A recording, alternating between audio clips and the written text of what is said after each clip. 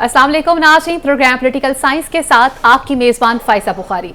मुल्क में अभी तक इलेक्शन का माहौल तो बनता नजर नहीं आ रहा, लेकिन सियासी बयानात लाजमी स्टार्ट कर दिए गए हैं। ये किसी को नहीं मालूम कि इलेक्शन की तारीख क्या है, इलेक्शन किस वक्त होना है, लेकिन अपनी अपनी इंतखाबी मुहिम स्टार्ट करने के हवाले से सरगर्मियां जरूर देखने को नजर आ रही हैं। जैसे कि सियासी वाबस्तगियां तब्दील की जा रही हैं। आए दिन हर बंदा अपनी पार्टी छोड़कर किसी नई सियासी पार्टी का सफर करते हुए नजर आ रहा है। ऐसा ही आज एक सफर जो है वो साबिक वफाकी वजीर गुलाम सरवर खान ने भी किया। उन्होंने IPP को ज्वाइन कर लिया और जैसे कि कहा जाता है कि जब जब इलेक्शन करीब आते हैं तो हमेशा जो फसली बटेरे होते हैं वो अपनी मंजिलों का तयन जो है वो तब्दील कर दिया करते हैं। इसी तरह से हमने ये भी देखा कि आज पाकिस्तान मुस्लिम लीग नून का बाज़ाब्ता तौर पर जाती उमरा में एक इजलास भी बुलाया गया। नवाज शरीफ ने जहां पर अपने वर्कर्स के साथ मुलाकात भी की और एहसन इकबाल ने मीडिया को ये बताया कि हमने अपने तमाम तर उम्मीदवारों को कह दिया है कि अगर आप कौमी और सूबाई असम्बली की नशिस्तों में आना चाहते हैं तो अपने अपने कागजात जो हैं वो पार्टी के साथ जमा करवा दें। और इसी के साथ साथ चारों सूबों का विजिट भी करेंगे नवाज शरीफ, आवाम से भी मिलेंगे, उनके मसाइल को हल करने की बात भी करेंगे। कल के प्रोग्राम में हमने बात की थी कि पाकिस्तान पीपल्स पार्टी खासी खामोश नजर आ रही है, लेकिन आज कुछ हरकत और सकनात वहां पे भी देखी गई हैं। बिलावल भुट्टो जरदारी ने साबिक वजीर आला बलोचिस्तान राम कमाल से भी मुलाकात की है। जरा ये बता रहे हैं कि 1 घंटा तवील ये मुलाकात चलती रही है और काफी अहम चीजों पर भी बात हुई है। वो पॉइंट्स क्या हो सकते हैं, इस हवाले से भी बात करेंगे और कुछ बात करेंगे। निगरान वजीर आजम जो है वो तैयार नजर आते हैं, हर बात का जवाब देते हुए नजर आते हैं। अगर उनसे कोई सवाल ना भी पूछा जाए उस बात का भी वो जवाब देते हुए नजर आते हैं। सोशल मीडिया की आजकल वो काफी जीनत बने हुए हैं। कल लम्स यूनिवर्सिटी में जाते हैं, वहां से तलबा तलबात कुछ सवालात पूछते हैं जिनके हवाले से हमने ये देखा, एक तो शायद सवालात काफी नॉर्मल हद तक के थे, लेकिन पानी पीने पर मजबूर हो गए थे हमारे वजीर आजम। और कुछ लोगों ने तो यहाँ तक भी कह डाला कि आखिर इन सवालात के पीछे कहानी क्या हो सकती है, ये सवालात आखिर पूछने पर किसने मजबूर किया था, क्या वहां के असातिज़ा जो हैं उनकी तरफ से कोई स्क्रिप्टेड चीजें थी, क्या था। और जरा ये भी बता रहे हैं कि इन सवालात को सुनने के बाद मरियम नवाज भी कुछ इरादा रखती थी कि वो GC यूनिवर्सिटी का विजिट कर सकती हैं, तो उनके इर्द गिर्द लोगों ने मना कर दिया है कि आप अपना इरादा जो है वो फौरन तब्दील कर दीजिए, क्योंकि इस वक्त इलेक्शन भी करीब हैं और सोशल मीडिया का ज़माना भी है और सवालात भी आपसे कई पूछे जा सकते हैं, तो आप इनकी तैयारी भी कर लीजिए।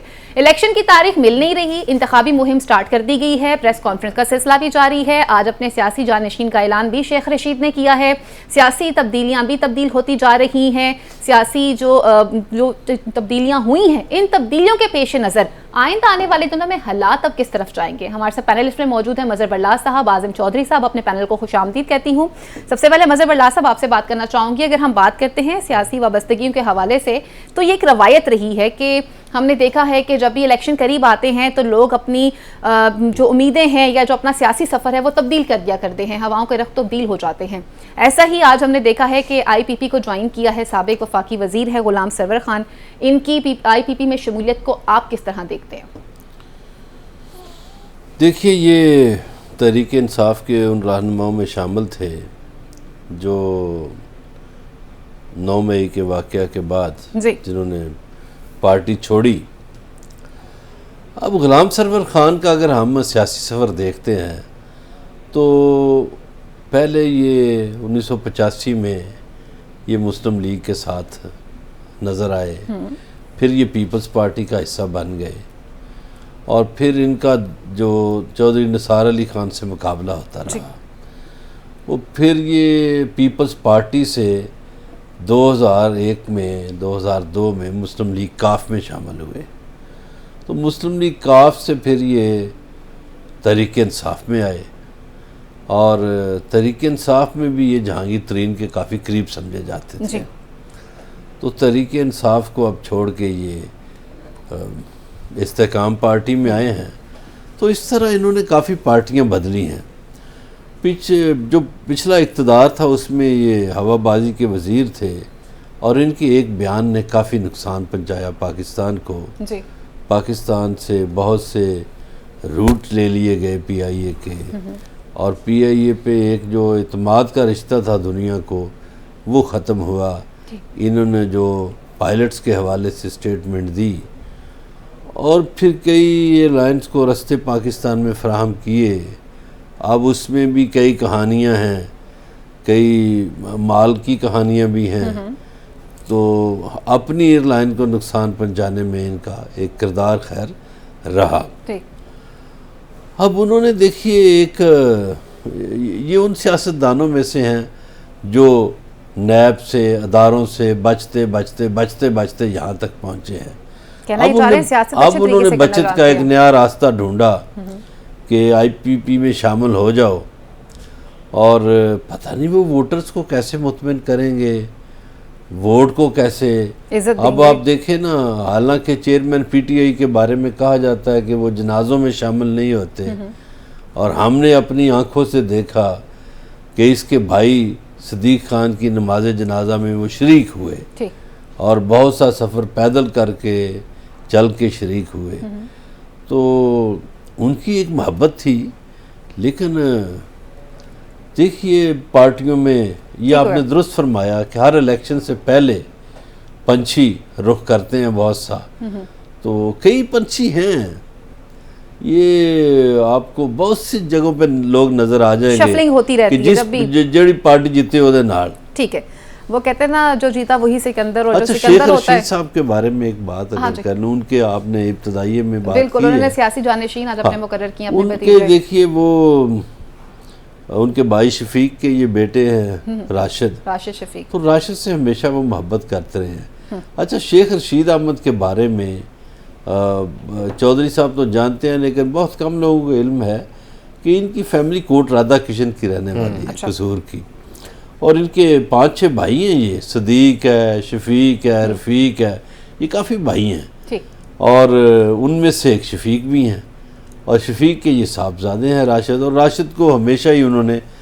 मुतारफ़ कराया, और आज उन्होंने अनाउंस भी कर दिया कि मैं चूँकि मेरे सियासी वारस शेख राशिद शफीक ही हैं, और शेख राशिद शफीक पार्टी में नहीं है, वो पीटीआई में है, शेख रशीद अहमद की अवामी लीग है। अच्छा ठीक है, आपने जैसे उनका अप्रिशिएट किया, लेकिन साथ आपने बाकी उनका बयान नहीं सुना। उन्होंने कहा कि हम सानेहा 9 मई की मजम्मत भी करते हैं और पाकिस्तान आर्मी के साथ शाना बेशाना खड़े हैं, और जो जो लोग पाकिस्तान के अगेंस्ट काम करते रहे हैं उनके खिलाफ कार्रवाई भी होनी चाहिए। नहीं, वो तो सब मजम्मत करते हैं, देखिए हम भी मजम्मत करते हैं, आजम चौधरी साहब भी, आप भी मजम्मत काफी देर से देख रहे हैं। अच्छा मोहतरम आजम साहब, ये फरमाइएगा जरा कि अगर हम बात कर रहे हैं कि जी वाकई में जो जीतता है वो सिकंदर होता है, लोग फिर अपनी एफिलिएशन भी वहीं पे डिक्लेयर करना शुरू कर देते हैं, आज की जो सियासी सरगर्मियां रही हैं, पाकिस्तान पीपल्स पार्टी की भी, पाकिस्तान मुस्लिम लीग नून की भी, आईपीपी की भी रही हैं, इन तीनों की सियासी सरगर्मियों का जो आगाज़ है या इनका जो भी आप टाइम पीरियड को आप जो भी इसको स्पेसिफिक वर्ड देना चाहें, आप इसे किस तरह से देखते हैं? बिस्मिल्लाहिर्रहमानिर्रहीम। फ़ायज़ा एक अभी तक इबहाम की सूरत हाल है कि क्या इंतखाबात हो रहे हैं, नहीं हो रहे। उसकी वजह यह है कि जो आइनी एक मुद्दत थी सूबों के हवाले से भी, पंजाब और केपी के हवाले से, वो मुद्दत ख़त्म हुई, जो निगरान हुकूमतें हैं वही यहाँ पे कायम है। इसी तरह वफाक के हवाले से भी वो 90 दिन वाली जो एक मुद्दत थी वो तो हवा हो गई जी। अब इलेक्शन कमीशन जनवरी के आखिर में कुछ 24 तारीख या इसके आसपास कोई तारीख का वो अंदिया दिया जा रहा है कि इंतखाबात होंगे, लेकिन सियासी पार्टियों को भी इस पर यकीन नहीं है। तमाम जितनी इंतखाबात में जाना चाह रही हैं पार्टियां, वो इलेक्शन कमीशन की तरफ देख रही हैं कि कोई हतमी तारीख का ऐलान हो तो इंतखाबी सरगर्मियां शुरू की जाएँ। अब ये जो सियासी पार्टियों ने अपनी कोई मीटिंग्स का सिलसिला शुरू किया है, बुनियादी तौर पर ये इसी सिलसिले की एक कड़ी है कि अगर इंतखाबात अनाउंस हो जाते हैं, तारीख दे दी जाती है, तो फिर इनके पास कोई इतना वक्त हो कि ये अपने इंतजामात कर सकें और इनके लोग, उनके पास टिकट उनको मिल चुके हों और वो अपने हलकों में जा पाएँ। अच्छा, अब इस सूरत हाल के अंदर जो आप अभी बात कर रही थी, गुलाम सरवर खान और इस किस्म के और लोग, देखें जो लोग इंतखाबी सियासत का हिस्सा बनते हैं उन्हें सिर्फ एक ही चीज़ उनका मुतमईन नज़र होती है कि किसी तरीके से वो अपनी सीट निकाल पाए, और उनका असल मकसद भी यही है। आप देखें बहुत सारे लोग हैं जो फ्लोर क्रॉसिंग के मास्टर समझे जाते हैं, जिन्होंने तमाम पार्टियां बदल चुके हैं। जिस तरह अभी सरवर खान साहब के हवाले से बरलास साहब बता रहे थे, तमाम बड़ी पार्टियों पे तो वो रह चुके हैं, अब उनके पास कोई पॉलिटिकल पार्टी की ऑप्शन बची नहीं थी, तो लिहाजा उन्होंने किंग्स पार्टी का इंतखाब किया कि जिसके इम्कानात ये हैं कि उसको एक खलाई मखलूक की सपोर्ट हासिल होगी और उनको सीटें मिल जाएंगी। वो ये सोच के उस पार्टी में गए। ये सपोर्ट हर पार्टी को हासिल रही अच्छा, है, लेकिन आप एक पार्टी के लिए नहीं कह सकते। लेकिन इस वक्त जो है ना, इन इंतखाबात में हालात थोड़े मुख्तलिफ नजर आएंगे। माजी की तरह सपोर्ट के साथ इलेक्शन जीतने वो इस दफ़ा मुश्किल हो जाएंगे, क्योंकि जो लोग फ्लोर क्रैसिंग कर रहे हैं उनका फ्यूचर मुझे कोई इतना अच्छा नज़र नहीं आ रहा। ठीक है, आप पंजाब के जो ज़िमनी इंतखाबात हैं उनकी मिसाल अगर सामने रखें तो जितने लोटे थे उन्होंने लूज़ किया, और अगर ये लोग जो पार्टियां बदल के आए हैं, जिस तरह सरवर खान साहब के क्रेडिट पे पीआईए की ये एक तबाही की दास्तान है पूरी, कि तमाम पायलट्स की वो डिग्रियां जाली करार दे दी और उसकी वजह से पीआईए को नाकाबिले तलाफी नुकसान पहुंचा। तो फिर उनके चेयरमैन उससे सोए हुए थे, और आज भी उनके वो कंटिन्यूटी आज भी कायम है, चाहे वो चेयरमैन उस वक्त इमरान खान था, उसके बाद शहबाज शरीफ आए, उसके बाद काकड़ साहब आए, वो कंटिन्यूटी उसी तरह है। आज भी पीआईए को प्राइवेटाइज करने के लिए उसी तरफ ले जाया जा रहा है, पीआईए को बदनाम किया जा रहा है, पीआईए को कमजोर किया जा रहा है, पीआईए को इतना नीचे गिराया जा रहा है कि कल को पीआईए के इतने ज्यादा वो इनको पैसे ना मिले और उसके बाद पाकिस्तान के अंदर से कुछ ताकतवर अफराद उठे और उठ के पीआईए को खुद ही खरीद लें, और स्टेट की जो इतने बड़े इंफ्रास्ट्रक्चर की जो एयरलाइन है वो इनके कंट्रोल में आ जाए। ये सारी गेम उसकी निजकारी की है और उसी निजकारी की तरफ ले जाया जा रहा है ऐसा। और आप देखेंगे एक आध दिन के अंदर ये पीआईए या इस किस्म के जो अदारे हैं इनकी निजकारी के खिलाफ बहुत सारे लोग बोलना शुरू हो जाएंगे, जिसमें ट्रेड यूनियंस भी होंगी, जिसमें बहुत सारे एक्सपर्ट्स भी होंगे जो इस पे आपको इजहार ख्याल करते नजर आएंगे। लेकिन जिन चीज़ों की निशानदेही आप दोनों हजरत ने की, आई वाज एक्सपेक्टिंग कि मैं शहबाज शरीफ की बात नहीं करना चाहूँगी स्पेसिफिकली, मैं इसलिए चेयरमैन पीटीआई की बात कर रही हूँ क्योंकि वो हमेशा बात करते थे कि मैं अच्छे की तलाश में रहता हूँ या मैं बुरे लोगों को निशानदेही करना जानता हूँ। लेवल प्लेइंग फील्ड की कुछ बात करते हैं जी। पहले तो निगरान वज़ीर आज़म एक यूनिवर्सिटी में गए, कुछ सवालात भी उनसे पूछे गए और वो सवालात ऐसे थे जो बहुत ही मासूमाना सवालात थे, क्योंकि यूथ जो होती है वो एक अहम किरदार भी अदा करती है और कायद आज़म ने भी हमेशा यूथ को ही एड्रेस किया है। आपकी मुल्क की बैकबोन है, इसने आगे आपको लेकर चलना है।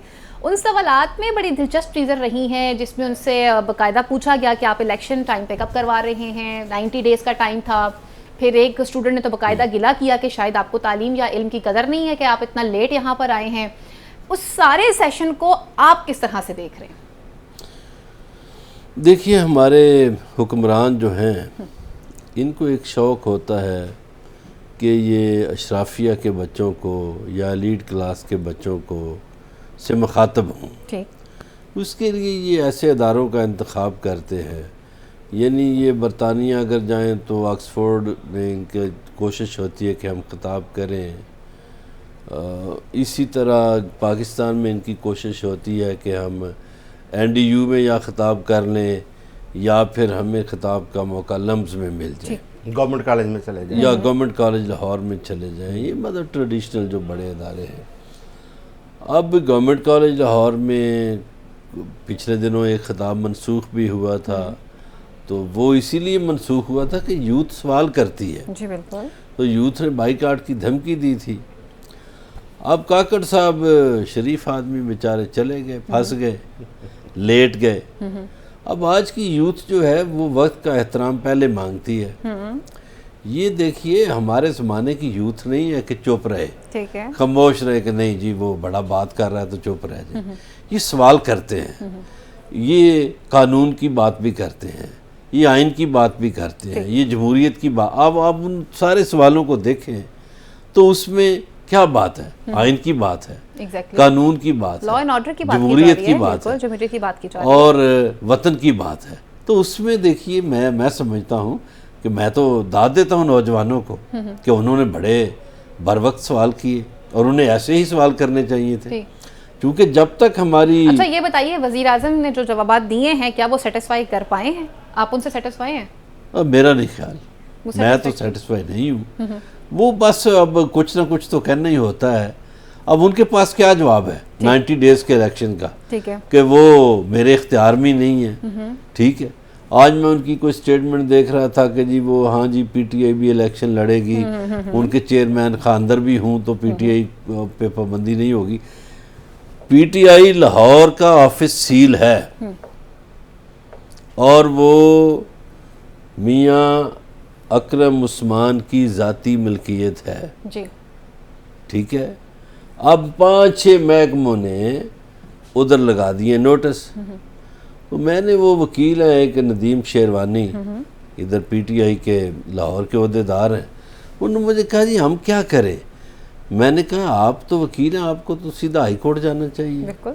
आप पूछे वजीर आला पंजाब से कि किस चक्कर में ये ऑफिस बंद है भाई, क्यों सील कर दी है, आईजी से पूछे। और मैंने कहा वजीर आला से जरूर पूछे कि भाई एक तरफ आप कहते हैं कि इलेक्शन का माहौल हम बना रहे हैं, वैसे भी हमारे पंजाब के वजीर आला बहुत एक्टिव है, निगरान वजीर आला। हाँ, तो ताले लगा, एक जमात को ताले लगा रहे हैं ना, दूसरी के ताले खोल रहे हैं। ठीक हो गया। तो मैंने तो उनको यही कहा। अब ये देखिए निगरान जो हैं, एक बात और है, जी। एक फैसला महफूज किया है इलेक्शन कमीशन ने, निगरान हुकूमत में शामिल वज़रा की सियासी वाबस्तगियों पर जो फैसला है वो महफूज करनी है। ठीक।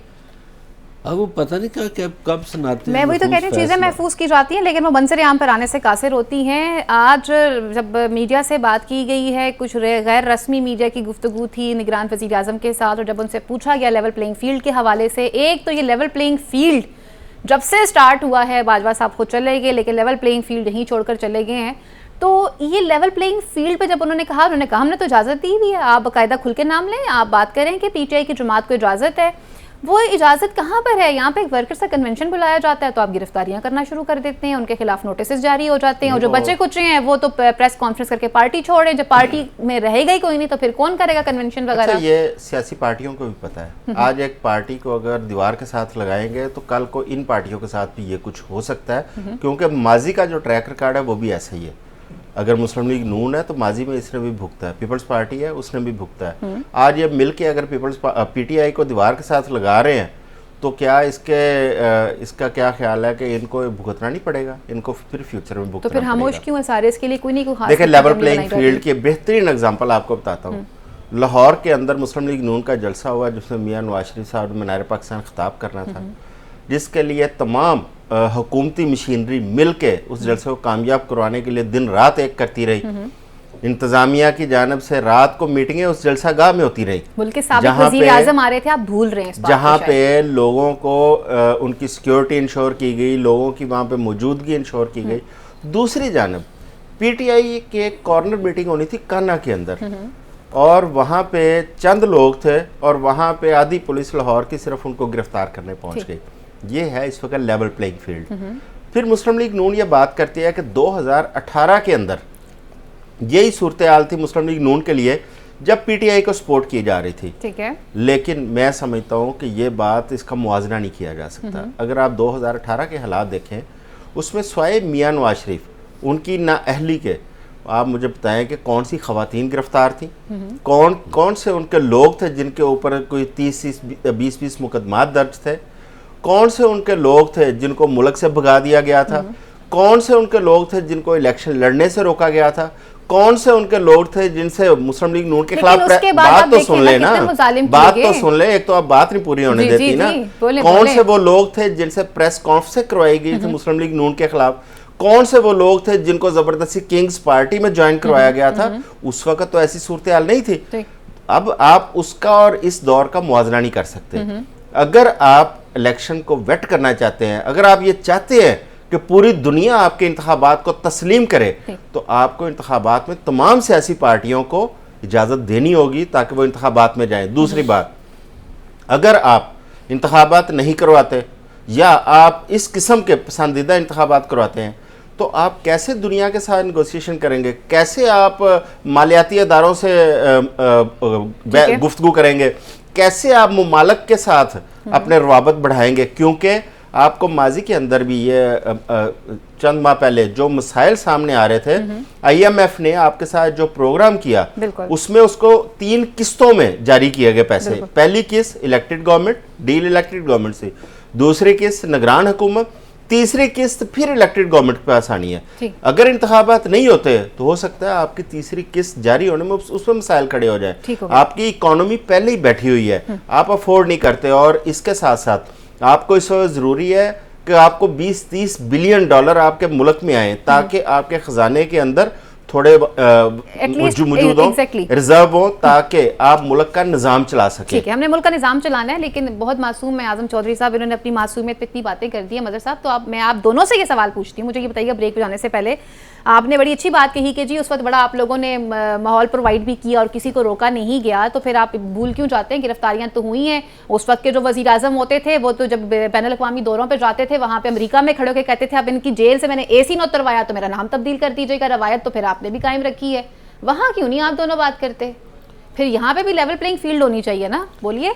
तो वो बराबरी की बुनियाद की बात करते थे ना कि तमाम कैदियों को एक यूनाइटेड जैसी। स्टेट्स में खड़े होकर आप ये कह रहे हैं कि मैं फलां का AC उतारूंगा, खुदा का नाम यूनाइटेड स्टेट में नहीं, आपने वहाँ पे भी बातें की हैं, रहने दें भाई। ये वाशिंगटन में एक जलसा हुआ, बिल्कुल आपने वहाँ पे भी बातें की हैं। पाकिस्तानी कम्युनिटी का जलसा था, वही तो इस जलसे में नहीं यूनाइटेड नेशन और चीज है करनी चाहिए थी। चलिए इतना मुझे बता दीजिए, तो पाकिस्तानियों से खिताब किया कर लेनी चाहिए थी। तो फिर अगर आज ये कर रहे हैं तो पाकिस्तान की बातें नहीं करेंगे तो किससे करेंगे? यहाँ पे हमें क्या प्रॉब्लम? ये क्या बात कर रहे हैं? जी जी फायजा साहिबा उतरवा दे उसका AC, उसका कूलर भी बंद कर दे, तो बात सुने, उसका गद्दा भी ले ले, इस कौम को रिलीफ दे दे, इस कौम का चूल्हा जलता रहने दे, उसका चाहे सांस बंद कर दे। जो अब तक वो देखे ना जेल में है ना वो बंदा, उसका जो कुछ बंद करना है आप करें, कम से कम कौम को तो सांस लेने दे, कौम को तो रोटी मेरी खाने बात दे। सुनिए फायजा बुखारी, मुझे ब्रेक एक आम बंदा जाता है जेल में, वो बेचारा गलता सड़ता रहता है और एक से पॉलिटिशियन चला जाता है, उसको मशक्ति भी मिल जाता है, उसको TV भी मिल जाता है, AC भी मिल जाता है। अगर हम बात तो करते दोहरा म्यार क्यों है? सिस्टम के हवाले से दोहरा म्यार तो नहीं होना चाहिए, और अगर दोहरे म्यार के हवाले से बात की जा रही है तो अगर फैसिलिटेट ही हमने करना है तो फिर हम लोगों को वाकई में लेवल प्लेइंग फील्ड के हवाले से फिर दोनों को ही उस लेवल पर जाके फैसिलिटेट करना होगा। और ये किसने करना है? ना आपने करना है ना मैंने करना है, ये स्टेट ने करना है। यहाँ लेते हैं छोटी सी ब्रेक, और ब्रेक के बाद डिशेस को प्रोग्राम का हिस्सा बनाते हैं।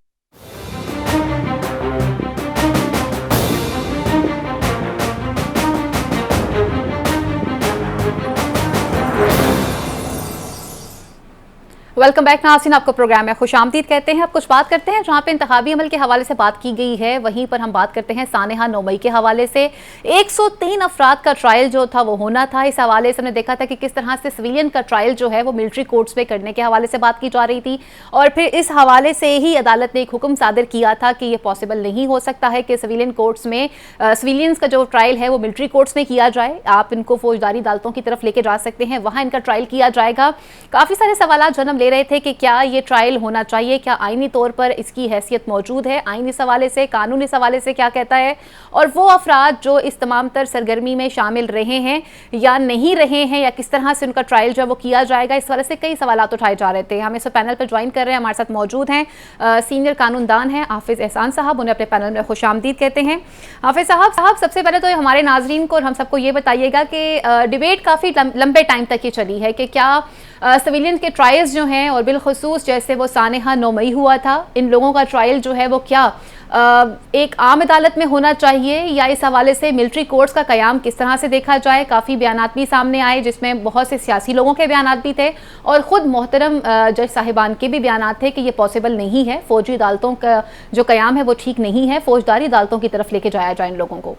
आपने सिर्फ 9 मई का जो इंसिडेंट है उसको ज़रा साइड पर रख के तो फिर हम अगर इस पे बात करेंगे तो की तरफ आएंगे जी। चूँकि इस वक्त जो सुप्रीम कोर्ट ऑफ पाकिस्तान का फैसला आया है उसके पास ज्ञात और 9 मई का इशू था, लेकिन जो फैसला वहाँ से आया है उसके जो रिपरकशंस आए हैं या जो उसका इम्पैक्ट है वो इतना बड़ा है कि जिसके अंदर ये है कि आपके सारे जो चीज़ें थी जो नेशनल सिक्योरिटी के इशूज़ थे, आपके उसके बाद जो आपका ऑन गोइंग टेररिज्म का ऑपरेशन था, या उसके बाद आपका ये है कि जो मिलिट्री एम्प्लॉइज से जो सिविलियन जो रिटायर्ड हो गए हैं वो उसके अंदर आ गए। फिर उसके बाद ये है कि आपके 40-50% जो लोग हैं वो सिविलियंस हैं जो मिलिट्री इस्टेब्लिशमेंट के अंदर आए। फिर उसके बाद ये है कि अगर कोई एस्फने जाता है या आर्मी की इंस्टॉलेशंस के ऊपर या इस्टेब्लिशमेंट के ऊपर अटैक करता है तो वो सारे रिपरकशंस जो हैं वो इस सुप्रीम कोर्ट के जजमेंट के बाद आए।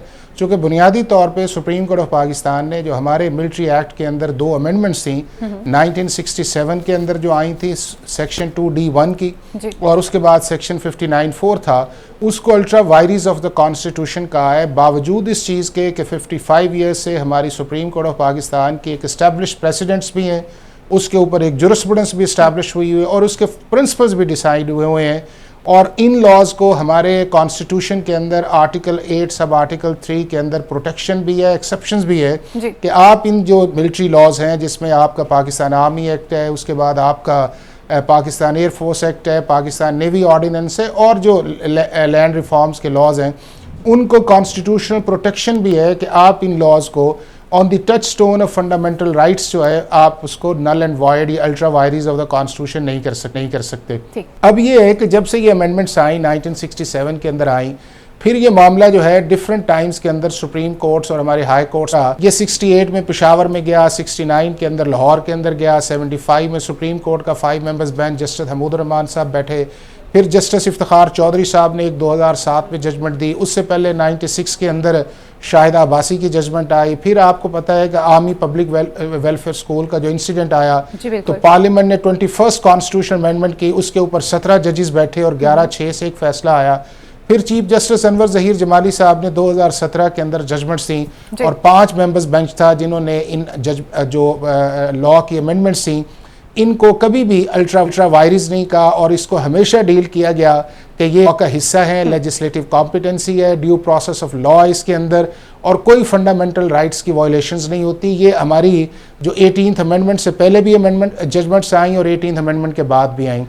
अब ये सारी चीज़ें जब सुप्रीम कोर्ट के अंदर अब 9 मई के अंदर चले जाते हैं कि मिलिट्री लॉ का इतलाक होता किस शख्स पे है। मिलिट्री लॉ का इतलाक पाकिस्तान के किसी शख्स पे नहीं होता अनटिल के अनलेस जो सिविलियन है वो उन 4-5 चीज़ें जो हैं जो इंटरनेशनल जूरिस्प्रूडेंस के डिफाइन है उसके अंदर वो वायलेट नहीं करता। नंबर 1 ये है कि वो ट्रेस्ट पास करता है जो मिलिट्री इंस्टॉलेशंस है या मिलिट्री एस्टैब्लिशमेंट है और वो नोटिफाइड है। उसके बाद वो नेशनल सिक्योरिटी के जो इश्यूज हैं उनके अंदर जाके मुल्क को नुकसान पहुंचाता है। फिर मैंने तीसरी जो तरफ इशारा किया वो ये है कि आपके जो आर्मी के रिटायर्ड एम्प्लॉयज़ हैं उसके ऊपर ये इसके आता है। फिर जो सर्विंग सिविलियंस हैं आर्मी के अंदर काम कर रहे हैं उसके ऊपर ये आता है। फिर आपका ऑन गोइंग जो ऑपरेशन चल रहे होते हैं उसके अंदर आता है। और फिर इंपॉर्टेंट ये है कि ऐसे टेररिस्ट एक्टिविटीज चल रही हो जिससे आपकी नेशनल सिक्योरिटी को थ्रेट आ रहा हो उसके ऊपर ये लॉ जो है वो अप्लाई करता है। अब इसके जो रिप्रिकॉशंस है मैंने आपको बताएं कि आप ये सारे भी आपसे निकल गए। फिर उसके बाद इस वक्त मुल्क के अंदर कोई सब्सटेंटिव लॉ है और फिर ये है कि आपने 21st कॉन्स्टिट्यूशन अमेंडमेंट के बाद जो कन्विक्शंस की थी जिसको पेशावर हाई कोर्ट ने सेट असाइड किया वो 350 के करीब सुप्रीम कोर्ट के अंदर है, वो भी 2019 से पड़ी हुई हैं। तो इनके जो रिप्रिकॉशंस थे वो 9 मई के जो इंसिडेंट्स है उससे आगे निकल गए हैं। अब अगर स्पेसिफिक इंसिडेंट ऐसा था कि वो पाकिस्तान के मिलिट्री इंस्टॉलेशंस पे गया, ये एक फैक्ट है, इसको झुठलाया नहीं जा सकता और मिलिट्री लॉज अप्लाई करता है जो हमारा आर्मी लॉ कहता है। अब उसके अंदर जो अगली चीज आई वो ये आई कि क्या इतने लोग जो थे उनको इस तरह ट्राई करना चाहिए या नहीं था, ये वो क्वेश्चन था जो सुप्रीम कोर्ट ऑफ पाकिस्तान के अंदर था। और तकरीबन सारों की ये प्रेयर ये ही थी कि जी हमारे इन जो सिविलियंस हैं इनको आप रेगुलर टेररिज्म के जो कोर्ट्स हैं उनके अंदर आप कर लें, इसको मिलिट्री कोर्ट्स के अंदर ना जाए। और सारी चीज बात भी इसी पे थी। लेकिन एक हेयरिंग हुई, उसके बाद एक दूसरी हेयरिंग हुई जिसके अंदर गवर्नमेंट ने कहा कि जितनी देर सुप्रीम कोर्ट फैसला नहीं करते हम कंटिन्यू नहीं करते। और 23rd वाले दिन हुआ ये कि एक फेडरल गवर्नमेंट की एप्लीकेशंस आई, कुछ और एप्लीकेशंस आई, तो उसको इस तरह फैसला नहीं करना चाहिए था, सुन के फैसला करते।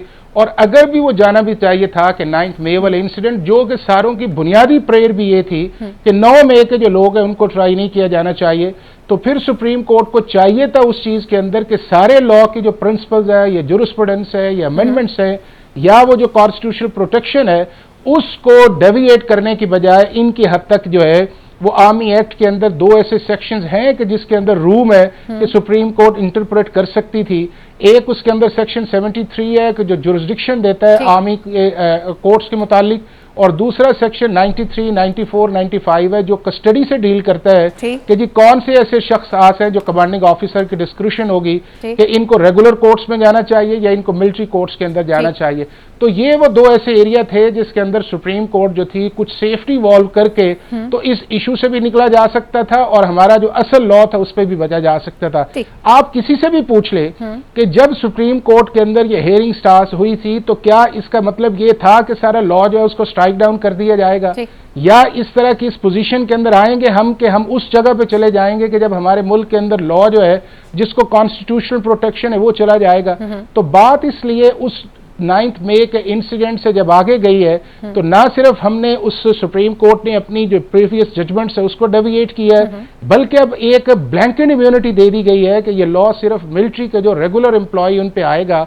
और अगर आज कोई जुर्म होता है इस मुल्क के अंदर, जिसकी तरफ मैंने इशारा किया है, नेशनल सिक्योरिटी का, एंटी टेररिज्म है, ये टेररिस्ट किसी जगह जाके अटैक करते हैं तो पाकिस्तान का मिलिट्री लॉ या मिलिट्री कोर्ट्स जो है उन्हें ट्राई नहीं कर सकते, चूंकि हमारी सुप्रीम कोर्ट ऑफ पाकिस्तान के अंदर वो जो अमेंडमेंट्स थी जो जुरिस्डिक्शन प्रोवाइड करती थी इन सारी सिचुएशंस को डील करने के अंदर, उसको सुप्रीम कोर्ट ने अल्ट्रा वायरीज ऑफ द कॉन्स्टिट्यूशन कहा है, जबकि ये अमेंडमेंट्स भी थी, ये 73 के कॉन्स्टिट्यूशन के अंदर प्रोटेक्टेड थी और इस चीज को supreme court of Pakistan 48 years. अच्छा, पहले आजम साहब आपसे कुछ सवाल पूछना चाह रहे हैं, उसके बाद मैं अपना सवाल आपसे लूंगी। जी आजम साहब। हाफिज साहब, आपने बड़े अच्छे तरीके से इलाबोरेट किया इस चीज को।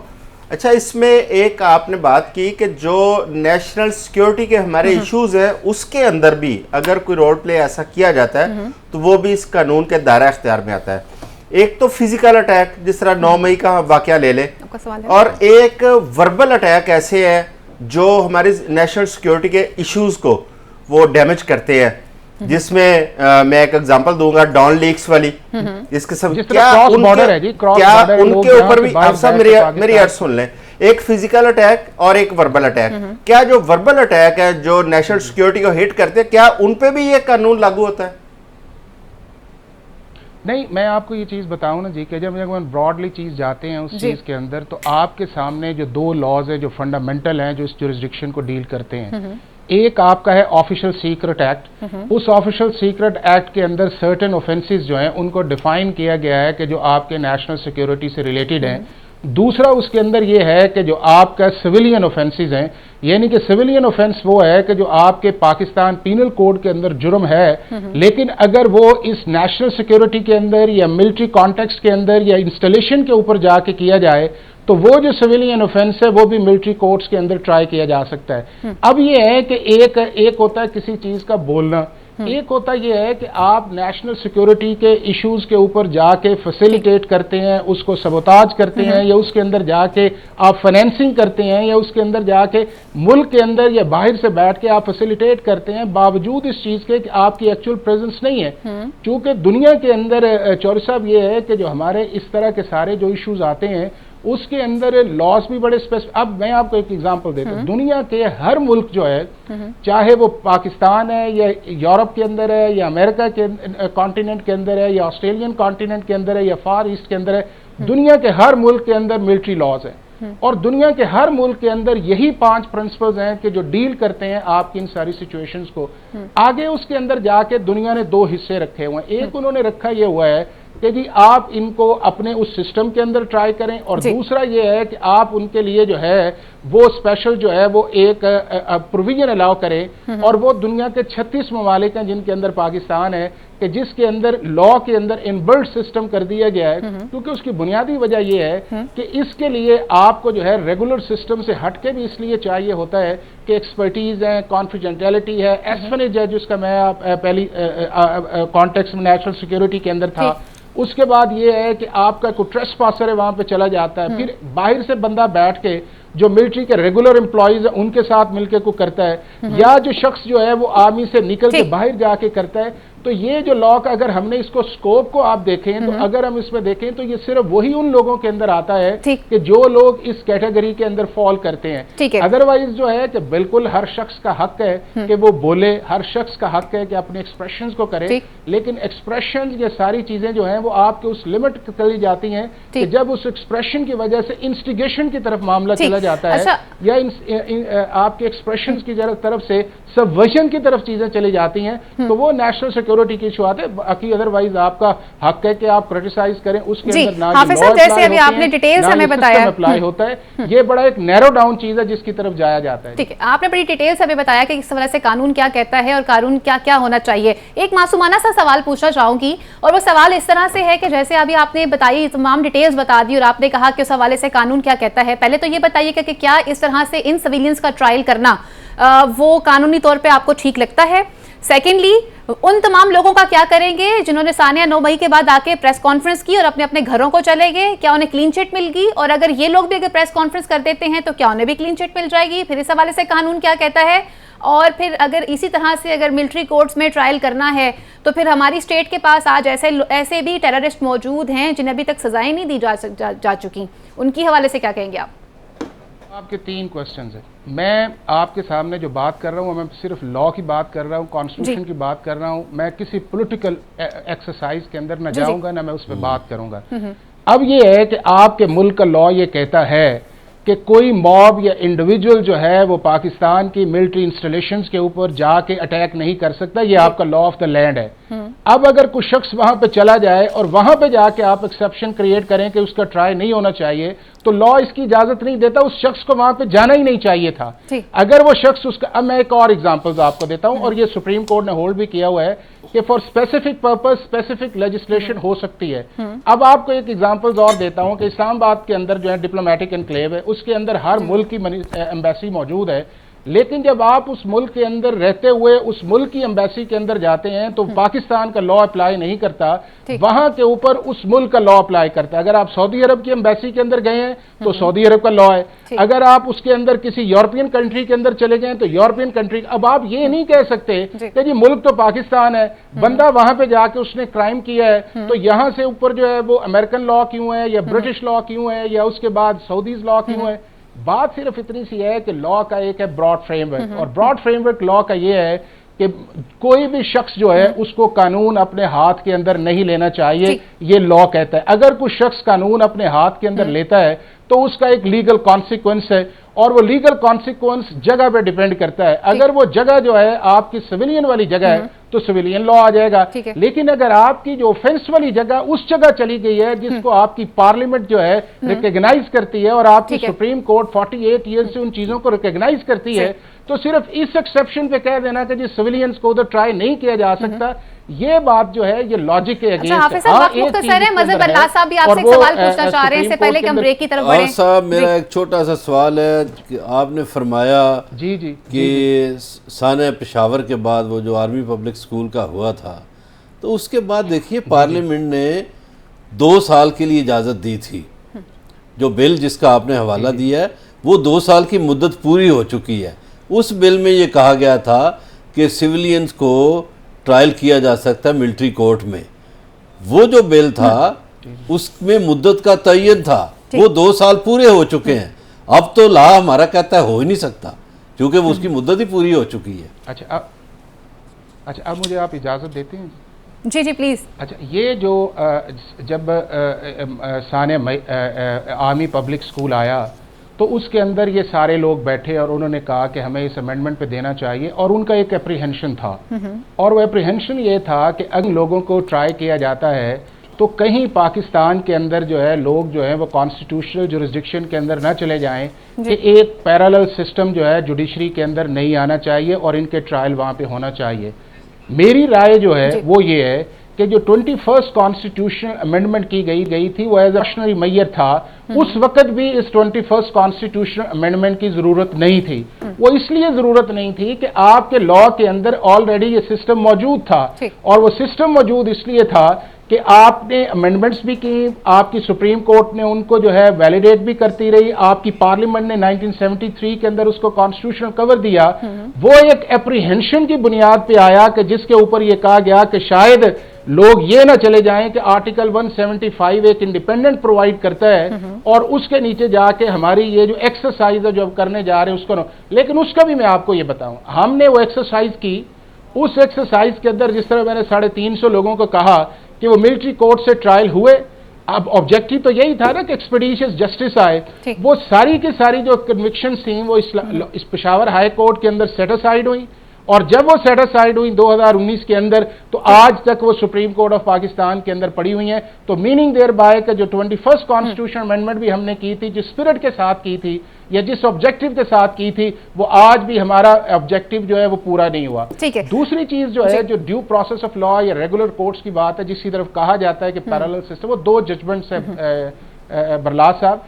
एक वो है कि जब भुट्टो साहब के दौर के अंदर कोर्ट्स बनी और उसको सिंध हाई कोर्ट ने सेटिस्फाइड कर दिया कि जी मिलिट्री कोर्ट्स नहीं होनी चाहिए, और दूसरी यह थी कि नवाज शरीफ साहब के दौर के अंदर जो थी एंटी टेररिज्म लॉ आया तो उसके अंदर मिलिट्री कोर्ट्स बनाई गई और सुप्रीम कोर्ट ऑफ पाकिस्तान ने कहा कि मिलिट्री हाफिज एहसान साहब कतई कलामी की माजरत चाहती हूँ, आपका मौक़िफ़ हमारे पास आ चुका है। बहुत बहुत शुक्रिया प्रोग्राम के लिए वक्त देने के लिए। वक्त हुआ चलता है मुख्तसर सी ब्रेक का। ब्रेक के बाद मजीद इश्यूज़ को प्रोग्राम का हिस्सा बनाएंगे।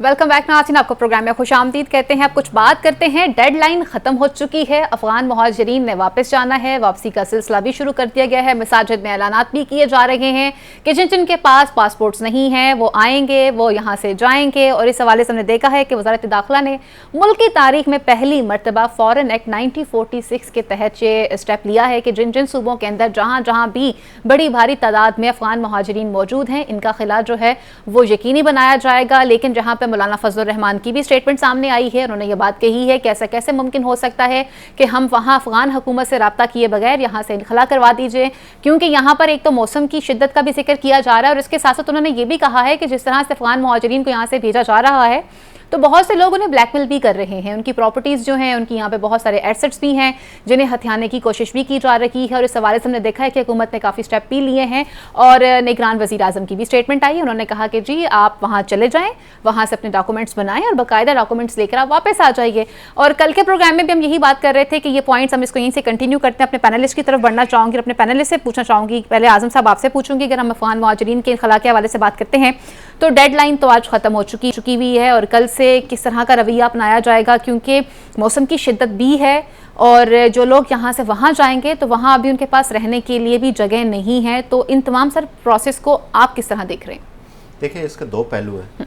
एक तो ये है कि जब अफ़गान महाजरीन पाकिस्तान में आए, कुछ महाजरीन तो वो हैं जो आपको याद होगा रशिया अफ़गान वार के दौरान आए पाकिस्तान में। कुछ महाजरीन वो हैं जो अफ़गान तालिबान की जब गवर्नमेंट आई उस वक्त पाकिस्तान में आए। जो पुराने अफ़गान महाजरीन थे उनको एक POR कार्ड जारी किया गया था जो पाकिस्तान के अंदर उनकी मौजूदगी का एक शहरियत का रिकॉर्ड था उनका। दूसरे अफ़गान महाजरीन जो इस रजीम चेंज अफ़गानिस्तान के अंदर जो उस वक्त पाकिस्तान में आए वो तकरीबन कुछ 8.5 या 8 लाख के करीब वो लोग थे। अब हमारी हुकूमत के पास जो डाटा है वो ये है कि 17 लाख अफ़गान महाजरीन वो हैं जिनके पास यहाँ पे स्टे का कोई किसी किस्म का कोई डॉक्यूमेंट नहीं है। अब जो 8-8.5 लाख ये बाद में आए हैं उनमें से कुछ 1.5 लाख के करीब वापस आ चुके हैं। 6 लाख वो लोग पाकिस्तान के अंदर मौजूद हैं जिनके पास किसी किस्म का यहाँ पे रुकने का कोई जवाज़ नहीं है, दस्तावेजी। अब उनको वापस भिजवाने के लिए इस हुकूमत ने जो डेडलाइन दी थी, अब उस डेडलाइन का देखें आखिरी दिन तो आज गुजर चुका है। ठीक है। अब आ जाते हैं इंसानी हमदर्दी का जो मामला है। देखिए, इसमें कोई शक नहीं है कि वो अफ़गान के महाजरीन हैं, उन्होंने यहाँ पे घर बनाए, कारोबार किए, उनके बच्चे तालीम हासिल कर रहे हैं, उन्होंने अब वापस जाना है। जाहिर है यहाँ से उन्हें सारा कुछ वाइंड अप करना है और अफ़गान हुकूमत ने भी उनके लिए कोई इंतजाम करने हैं। आज अगर मौलाना फजलुर रहमान का एक बयान अगर आपने देखा हो तो उन्होंने एक बड़ा हकीकत बयान किया है कि यहाँ पे उनको ब्लैकमेल किया जा रहा है, उनकी जो प्रॉपर्टीज़ हैं उनको औने पौने ख़रीदने की कोशिश की जा रही है। मैं समझता हूँ कि ये उनके साथ ज़्यादती है। हुकूमत को इस चीज़ पर तवज्जो देनी चाहिए और अफ़गान हुकूमत के साथ मिल के कोई ऐसा काबिल अमल प्लान होना चाहिए कि उनको इज्जत के साथ वापस भेजा जाए। यहाँ पे एक सवाल खड़ा होता है हमारे अपने अदारों के ऊपर, हमारे नादरा के ऊपर, हमारे पासपोर्ट ऑफिस के ऊपर कि उन अफ़गान महाजरीन को जो बेतहाशा यहाँ पे शनाख्ती कार्ड जारी किए गए, उनको पासपोर्ट्स जारी किए गए। अगर आपको याद हो तो गुज़श्ता दिनों सऊदी अरब ने बहुत सारे पासपोर्ट्स हमें वापस भेजे हैं उन अफ़गान शहरियों के जिनके पास पाकिस्तान के पासपोर्ट्स थे। हमें इस चीज़ पे तवज्जो देनी है कि हमारे उन अदारों के अंदर कौन सी ऐसी काली भेड़ें थी जिन्होंने उन्हें पाकिस्तान के शनाख्ती कार्ड और पासपोर्ट जारी किए। दुनिया का कोई मुल्क अपनी शहरियत इस तरह नहीं बांटता जिस तरह इनको रेडियो की तरह पाकिस्तान में शहरियत बांटी गई है। ठीक है। अच्छा, अब ये सिस्टम के अगर हवाले से बात की जा रही है तो जैसे एक पॉइंट तो आज़म साहब का क्या हुआ कि ये कैसे मुमकिन हुआ कि आपने अपने पास भी रखा, फिर आपने रिफ्यूजीज़ को, वो तमाम मुहाजिरीन को वो आबादकारी की तमाम तर सहूलियात प्रोवाइड कर दी जो एक मुल्क के अपने बेसिक सिटीजन्स की होती हैं। अब इनखला का वक्त आ चुका हुआ है और मेजॉरिटी ऐसी है कि जो यहाँ पर अपनी, आपने जैसे कल भी जिक्र किया, 3rd जनरेशन यहाँ पर अपनी देख रहे हैं। तो मज़हर बिल्लाह साहब, आप समझते हैं कि ये चीज़ इतनी आसानी से पॉसिबल हो जाएगी? और वो जैसे उनको ब्लैकमेल किया जा रहा है, डराया धमकाया भी जा रहा है, तो ये वाला रवैया आप इसको कैसा देखते हैं? देखिए, मैंने कल भी अर्ज़ किया था, परसों भी, और जब से ये बात चली है मैं मुसलसल ये अर्ज़ कर रहा हूँ। मौलाना साहब ने तो आज ये बात की, मैं तो अरसे से ये कह रहा हूँ कि हमारी हुकूमत को अफ़गान हुकूमत से बात करनी चाहिए, क्योंकि इतनी बड़ी तादाद में जब लोग जाते हैं तो उनको संभालना भी होता है। जी बिल्कुल। उनके लिए खाने पीने का बंदोबस्त, उनकी रहाइश का बंदोबस्त करना होता है। तो हमारी हुकूमत ने तो उनसे बात ही नहीं की अफ़गान हुकूमत से, तो हम उनको निकाल दें, धकेल दें भेड़ बकरियों की तरह, तो ये गलत है, ये गलत रवैया है। देखिए, इंसानी हमदर्दी कोई चीज़ है। जिन लोगों को इतने जज्बा खैर सगाली से आप अपने मुल्क में आपने पनाह दी, वो महाजर बन के आए, आपने पनाह दी, आपने हाथों पे उठाया, शहरियत दी, और अब उनकी तीसरी नस्ल है। अब देखिए, 3 नस्लों के बाद तो पता नहीं उनके घर वहाँ हैं भी या नहीं है, बर्बाद हो चुके हैं शहरों को शहर। वहाँ तो जंग होती रही ना, तो आपको चाहिए था आपकी हुकूमत को कि वो अफ़गान हुकूमत से बात करती। दूसरी ये बात भी दुरुस्त है कि उनकी बहुत सी जायदादें हैं इधर, अब लोग जायदादें हथियाने के लिए, अब इसमें पुलिस भी इस्तेमाल होगी, और आपकी लाहौर पुलिस भी बड़ी इस्तेमाल होगी कि जनाबे वाला ये अफगानी फलाने अफगानी की जायदाद है, इस पे हमने करना कब्जा, तो इसको बस इसको पकड़ लो, इसको निकालो। अब जब आपने पकड़ दकड़ करनी है तो आपकी जेलों में इतनी कैपेसिटी है, और फिर जो आप बंदों को पकड़ लेंगे तो वो जो पीछे औरतें बच्चे रह जाएंगे, उनका आपने सोचा? वो जो बच्चे स्कूलों में पढ़ रहे हैं उनकी तालीम के बारे में आपने सोचा? देखिए, ये मामला हुकूमत का हुकूमत से होना चाहिए था। ये नहीं है कि दूसरी हुकूमत को खबर ही नहीं और आप उनको निकाल बाहर करें। ठीक है, स्टेप की अगर बात की जा रही है तो फिर जहां हमने अपना जज्बा खैर सगाली इतने अच्छे तरीके से शो किया था, तो फिर वहां पर मेरे ख्याल से स्पेसिफिकली थोड़ा सा टाइम के लिए भी सोचना चाहिए था कि एक मुल्क से दूसरे मुल्क तक जाने के लिए भी वहां पर आपको अच्छी खासी फैसिलिटीज़ जो हैं वो रिक्वायर होती हैं, सिस्टम रिक्वायर होता है। अब तो ये आइंदा आने वाला वक्त बताएगा कि इस हवाले से निगरान हुकूमत आखिर क्या स्टेप लेगी। और एक और खबर जाते जाते आपके साथ शेयर करना चाहूँगी कि पेट्रोल की कीमतों के हवाले से भी खबर आ रही थी कि शायद कीमतें कम हो जाएँ, लेकिन कीमतें बरकरार हैं। लेकिन दूसरी जानिब पर तैयार रहिएगा क्योंकि गैस की कीमतों में इजाफा कर दिया गया है, क्योंकि हमने हुकूमत भी चलानी है। अगले प्रोग्राम तक के लिए अपनी मेज़न फ़ाइज़ा बुखारी को, मेरे पैनल को इजाज़त दीजिए। अल्लाह नेगेबान, पाकिस्तान जिंदाबाद।